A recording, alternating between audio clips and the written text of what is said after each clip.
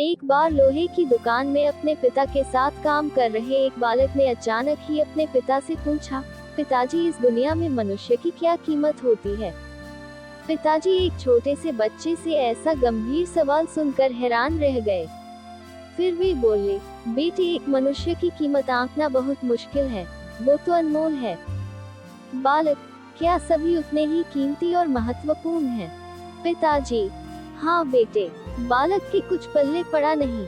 उसने फिर सवाल किया, तो फिर इस दुनिया में कोई गरीब तो कोई अमीर क्यों है? किसी की कम इज्जत तो किसी की ज्यादा क्यों होती है? सवाल सुनकर पिताजी कुछ देर तक शांत रहे और फिर बालक से स्टोर रूम में पड़ा एक लोहे का रॉड लाने को कहा। रॉड लाते ही पिताजी ने पूछा, इसकी क्या कीमत होगी? बालक, लगभग 300 रुपए। पिताजी, अगर मैं इसके बहुत से छोटे छोटे कील बना दूं, तो इसकी कीमत क्या हो जाएगी? बालक कुछ देर सोचकर बोला, तब तो ये और महंगा बिकेगा, लगभग 1000 रुपए का।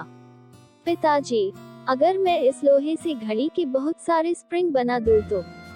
बालक कुछ देर सोचता रहा और फिर एकदम से उत्साहित होकर बोला, तब तो इसकी कीमत बहुत ज्यादा हो जाएगी। पिताजी उसे समझाते हुए बोले, ठीक इसी तरह मनुष्य की कीमत इसमें नहीं है कि अभी वो क्या है, बल्कि इसमें है कि वो अपने आप को क्या बना सकता है। बालक अपने पिता की बात समझ चुका था। शिक्षा।